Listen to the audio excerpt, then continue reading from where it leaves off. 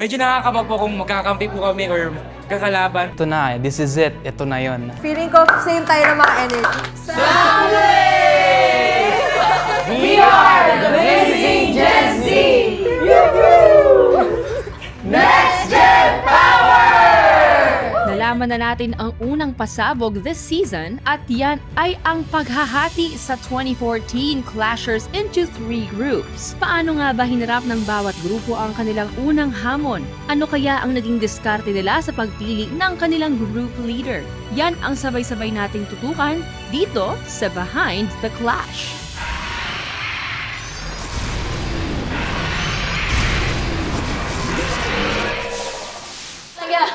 Alright, let's read this.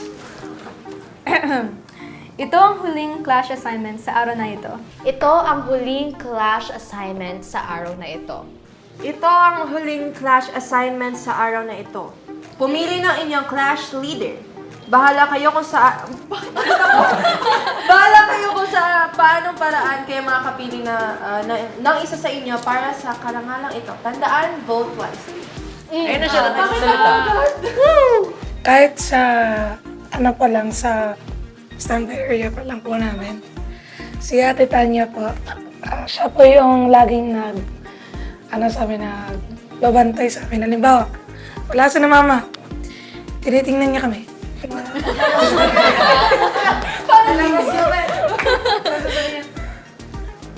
Tapos sa labas ako, tapos pagbabalik, saan ka pumunta? Tapos sabi ko, CR lang. Tsaka mas nai-embody niya talaga yung leader na vibes, yes. Sa aura din pa lang po niya pa, nararamdaman na po niya.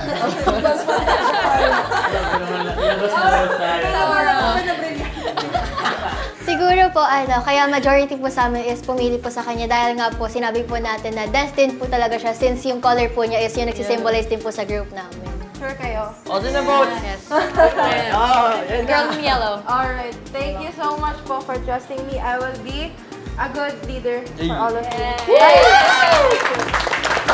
have one in mind. Ako rin, meron rin ako isa. Bahala kayo po sa vote. Sino boto kay Dubai?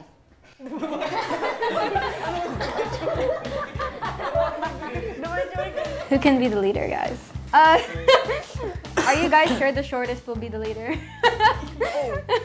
Oh! Sige, mag-nominate na lang ako. I open for nomination. Beza. Sinong may gusto leader si Beza? Ako din. Ako. Oh, majority! Majority! Majority! Majority! Wala na. Majority! I nominated Beza kasi kilala ko na naman si Beza. And I know that she can handle that position and she can lead us dito sa competition. Not only na-agree ako sa sinabi ni Kuya Bien, yung first impression ko sa'yo here sa The Clash Team, super sociable ka. You're so nice to talk to, ang bilis mo ma-approach. And feeling ko pag ikaw yung naging leader ng group natin, feeling ko magiging connected tayo. Connected! Let's go! Yes. Ay, sorry. Congratulations, Beza! Magiging loko talaga tayo lahat. Talaga. Let's decide on the vote. You're all gonna vote me, aren't you? Ikaw na rin mo. Oh, jeez. Wait, is it all unanimous? We vote Violet po. Majority vote si Violet po dahil nakikita po namin na parang fit na fit po siya sa pagiging leader. I think po, si Violet po ay responsible po enough po to become a leader po ng Pink Team. Or yung Blazing Gen Z po. Oh, jeez. Lots of pressure on the short person, guys. a lot of weight on my shoulders. I might just fall down from all the weight. I am not going to let you guys down. Like, whatever challenges or twists this new season has, I'm going to... I don't even know their spot. Like, I'll be sure to be a really good leader to you guys. I'm very thankful rin naman na napili niyo ako. And I'll make sure na magiging good leader ako sa inyo lahat. Magiging mabait din ako.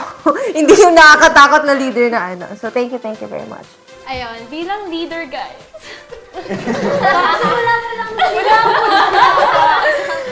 Ang message ko, ayoko may mawala sa atin.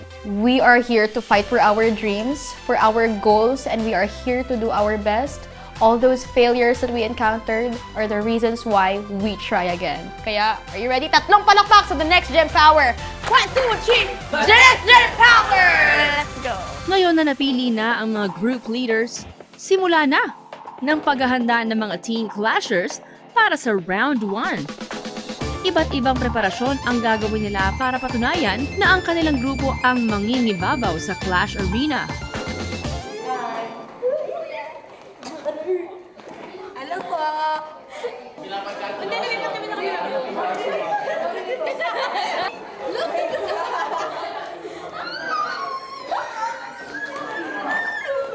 Lucky, 1, 2. Okay.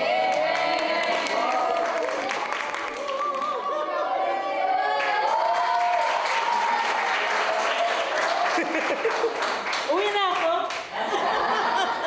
Hello! Wow! Oh my God! Kayo pala yan? How do you feel? Ha? Nakakain na kayo? Yes! Buti pa kayo? Sana naman, hindi lang kasi ang pag-coaching mo, hindi yung talagang tinuturo lang na spoon feeding. Kailangan din nag-iisip kayo. Okay? Tapos, ang na-notice ko sa inyo, karamihan, ang pag-style ng singing ninyo, parang hindi nyo masyadong iniisip na merong nakikinig sa inyo. Parang ang nangyayari, pag nagkumanta kayo, parang sarili nyo lang ang kinakantahan. Nandun sa isip niyo yung imagination of the feel of the song, and rather than making it a personal or connection with your own experiences. Now, kailangan kasi makita din ng judges natin, okay?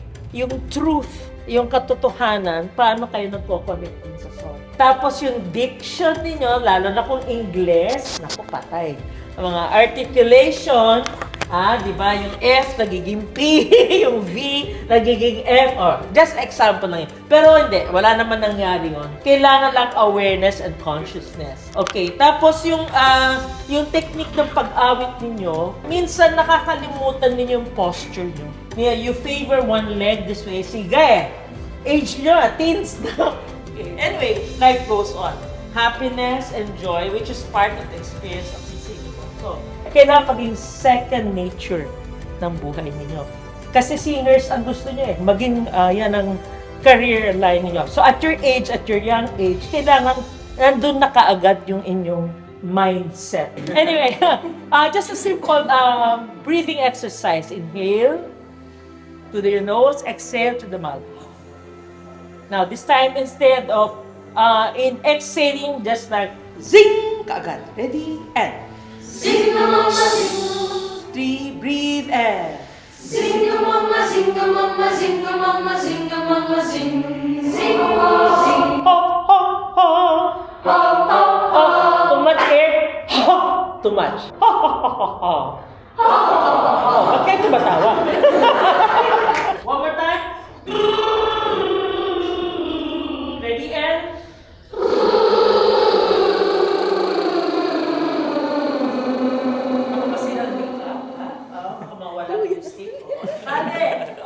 okay, just be open. On the day, tomorrow we will be rehearsing the blocking. All right? Oh, yes, of the opening. So memorize it. May questions ba? Okay, have your beauty sleep and rest. Thank you, everyone. God bless. Thank you. Yoo! O, picture naman tayo. May picture ba yan? Wala, no? Wala, ako lang pala yun. At matapos ang kanilang vocal session with Coach Jai, nagsimula na rin ang kanilang session kasama ang life coach na si Coach May Soriano. Natuwa kami nung pumupunta kami sa kwarto na talagang the confidence is there. Nararamdaman namin how you are together, even though it's bad. Connect to your why because you will be tested. You will really be tested. Bakit ko ginagawa ito? Bakit kulang sa tulog pero kailangan gumising ako? Bakit pagod ako pero bibigay ko lahat? But there's always learning in any given situation. Manalo, matalo, may learning. Abangan bukas! Bago sumalang sa Clash Arena, meron pang isang hamon ang kailangang harapin ng bawat team clashers. Kung ano yan ang dapat niyong tutukan. Siguruhin nakabang na kayo tuwing 5:10 p.m. sa Kapuso stream at the Clash YouTube page. This is your Clash Master Julie Ann San Jose and this is Behind the Clash.